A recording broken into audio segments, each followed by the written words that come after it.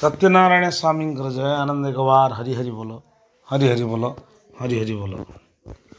जगतगुरु ठाकुर श्री श्री अभिराम परमहंस देवंकर जो अमृत लेखा भितर भरी रही अनेक प्रकार शास्त्र एवं अष्टादश पुराणर प्रकृत भावधारा किपरि ताको ठाकुर समस्त प्रकार भजन रे एवं ठाकुरंकर अमृत गीता एवं सनातन धर्मार्थ गीता जिते प्रकार ठाकुर गीता लिखिं भागवत आकार जिते बही लिखिं हाँ से भितर रही गोटे गोटे पद को जदि व्याख्या कराए से व्याख्या भितर कौन ना अनेक गुड़िए तत्व प्राप्ति हम किंतु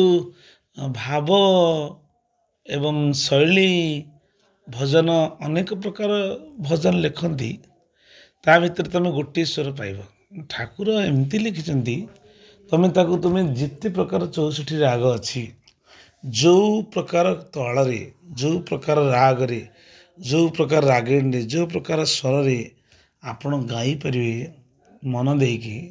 से भितर से रस आसो से स्वयं भगवान नहले एभली रस अमृत लिखा संभव नुह। तेणुक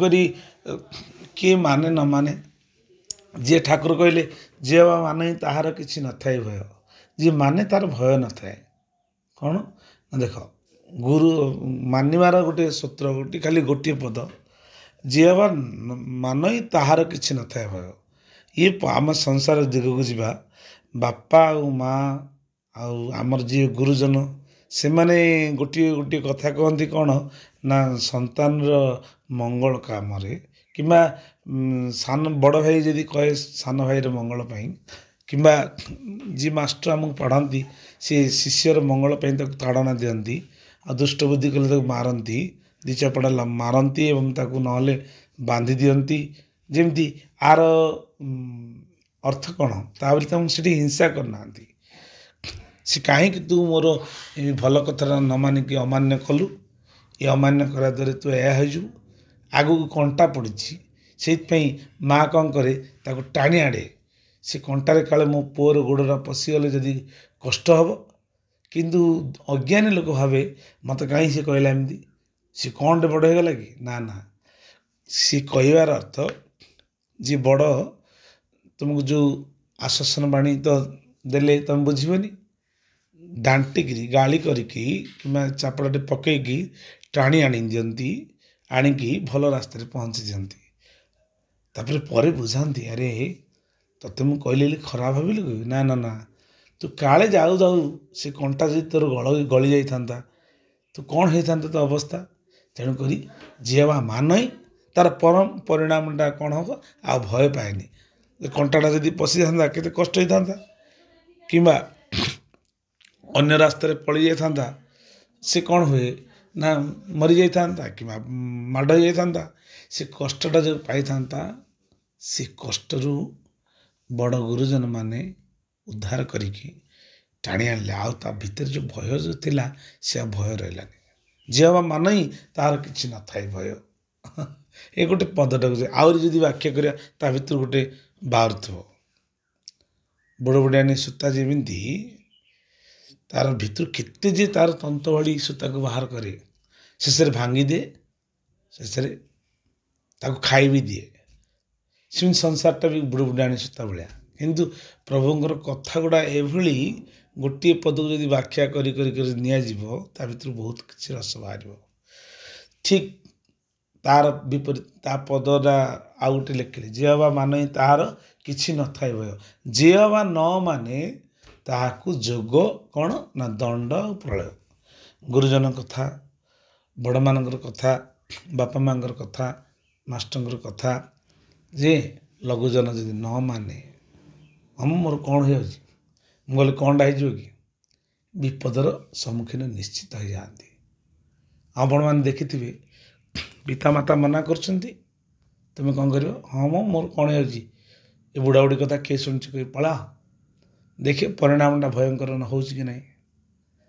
आ जानुच तू ये जा ना सी गले गंडगोल हम से ठिया ना सी गले तो धन्य जड़े जो गोटे जगार जुआ खेल हो जुआ खेल भितर कौन है ନା ଜୁଆ ଖେଳିବା ଲୋକ ଯେତିକି ମାଡ଼ ଖାଇବ, ଜୁଆ ଦେଖିବା ଲୋକ ସେତିକି ମାଡ଼ ଖାଇବ। କାହିଁକି ନା ସେ ଖେଳୁଥିଲା ବୋଲି ସେଠି ଠିଆ ହେଇଛି ବୋଲି ପ୍ରମାଣ ହେବ।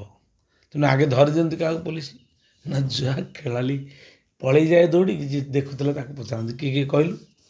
ନା ଅମକ ସମକ କହିଦେଲା ଯଦି ନାଁଟା, ହେଲେ ଏ ଠିଆ ହେଇଛି ଦେଖୁଛି। ତାପରେ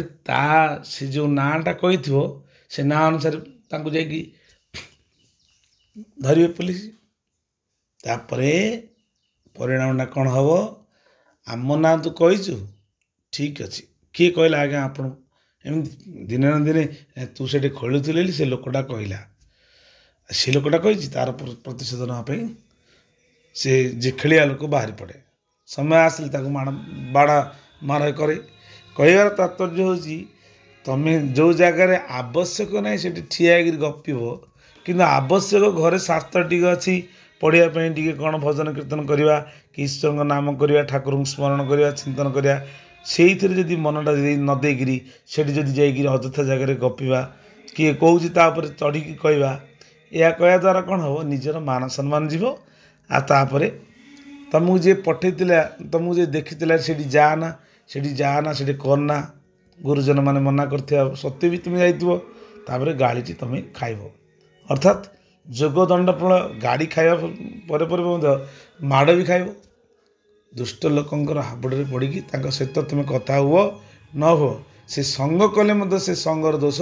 ପ୍ରାପ୍ତ ହେବ। ଯଦି ସାଧୁ ସଙ୍ଗ କରିବ, ଭଜନ କୀର୍ତ୍ତନ ହରିନାମ ସଂକୀର୍ତ୍ତନ, ସେଇଥିରେ ତାର ବି ସଙ୍ଗର ପ୍ରଭାବ ପଡ଼ିବ। ଯେମିତି ସଙ୍ଗ ସେମିତି ରଙ୍ଗ। ତେଣୁକରି ମାନିବା ନ ମାନିବା ଉପରେ ଆମର କର୍ତ୍ତବ୍ୟ। କେଉଁଟାକୁ ମାନିବା କେଉଁଟାକୁ ନ ମାନିବା, ଭଲ କଥାକୁ ମାନିବା, ଯେଉଁଟା ମନ୍ଦ କଥାକୁ ମାନିବାନି। ତେଣୁ ନିର୍ଣ୍ଣୟ କରିକି ଜୀବନଯାପନ କଲେ ଜୀବନ ଆନନ୍ଦମୟ ହେବ। ଇଏ ଗୋଟିଏ ସୁନ୍ଦର କଥାକୁ ବ୍ୟାଖ୍ୟା କରିବାର କାରଣ, ଠାକୁର ସୁନ୍ଦର ସୁନ୍ଦର ପଦ ଲେଖିଛନ୍ତି, ତାକୁ ପ୍ରତ୍ୟେକ ମୁହୂର୍ତ୍ତରେ ଯଦି ଜୀବନଚର୍ଯ୍ୟାରେ ଲଗାଇବା, ଜୀବନ ଆମର ଧନ୍ୟ ହୋଇଯିବ ନିଶ୍ଚିତ, ନିଃସନ୍ଦେହ। ସତ୍ୟନାରାୟଣ ସ୍ୱାମୀଙ୍କର ଜୟ। ଆନନ୍ଦ ଏକ ବାର ହରିବୋଲ।